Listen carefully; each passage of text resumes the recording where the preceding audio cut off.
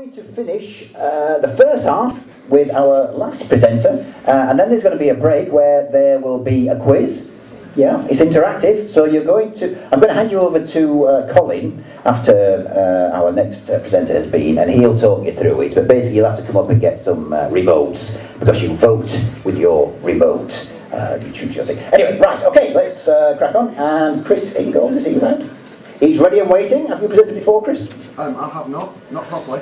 It's his first time. It's his first time. So what we'll do is we'll start with a ripple of applause in that corner over there. Yeah, do you want to start? Oh, yeah. And we'll ripple it through the audience there. We'll build to a crescendo, and we'll get through to the end. Yeah, let's hear it for Chris Ingold. Evening. Are you ready, Chris? I shall just position this somewhere so I can grab it if I get lost in the middle with slide 17 or wherever it is. Oh, cool. If I bend down to the floor, it means I've forgotten it. Alright, let's shoot. Go. Right.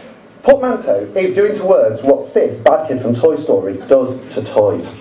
In a superficial level, we are surrounded by portmanteau words. We have words for celebrity culture. We've got people like Brangelina. We have countries in Europe, combinations like Benelux. We've got brand names, of course.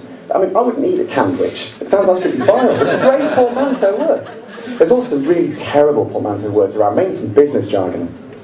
Words like game storming and right sizing can give portmanteau a bad name because they're usually bandied around by people who don't know what they mean. However, there's some really, really good portmanteau words if you're looking at kind of the idiosyncrasies of office life. Imagine you're in a staff cafe, eavesdropping on someone telling an anecdote as they try and climb the career ladder.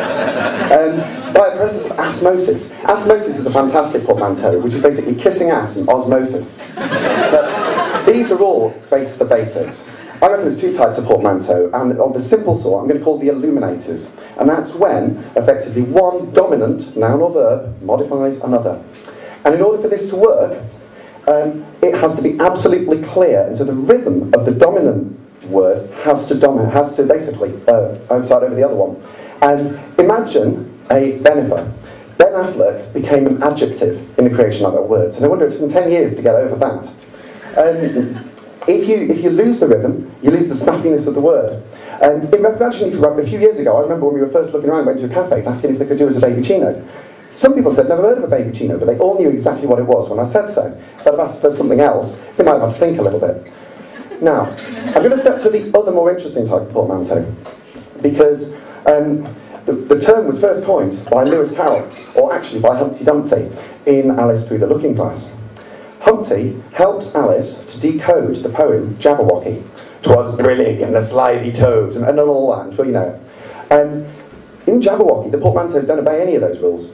If you look at slithy here, made of writhe and slimy, without Humpty's help, you wouldn't necessarily immediately work out what it was made out of, and the word's got a character of its own. This is when people can build words out of things, so you can start hiding little secret codes, messages, playing with your head, playing little tricks of the mind. And I'm going to tell you a bit about how this sort of works. Imagine I've got an Aunt Olivia, and I love her to bits, but I also loathe her intensely. And I'm writing her a postcard. So I could sign that postcard, Love, Chris, like so. But that's a bit obvious, and she'll either think I'm a little bit funny, or she'll understand what I'm getting at and get upset. So I can hide that under another layer. So let's say I say, love and kisses, like that. And then pick a suitable postcard. Then I can either do a pun on Sean Connery's accent, or I can do an ecumenical portmanteau with the loaves and the fishes parable. The original meaning's still there, but I've hidden it under another one. It's a tricker. Now, the king of this is Mr. James Joyce. Finnegan's Wake has 600 pages of absolutely magnificent kind of multi-dimensional portmanteau all over the place, including, there's 100-letter mega portmanteau words in there. Listen to this, this is what else I need.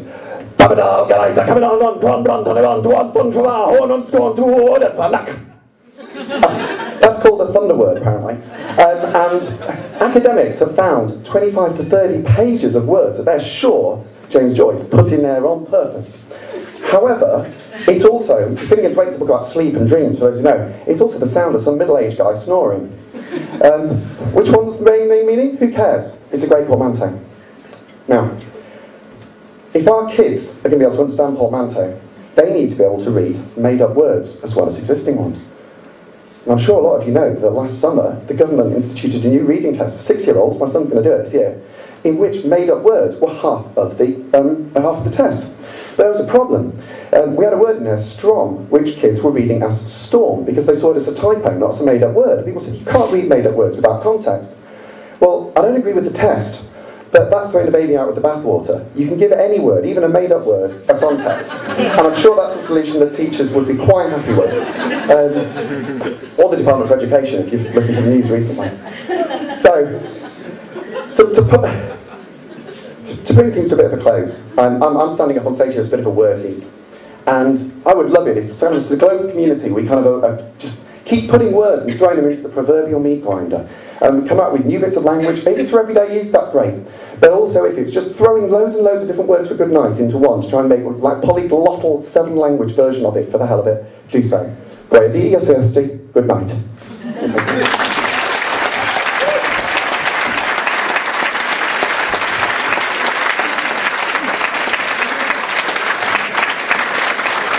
Ingold, ladies and gentlemen. Brilliant.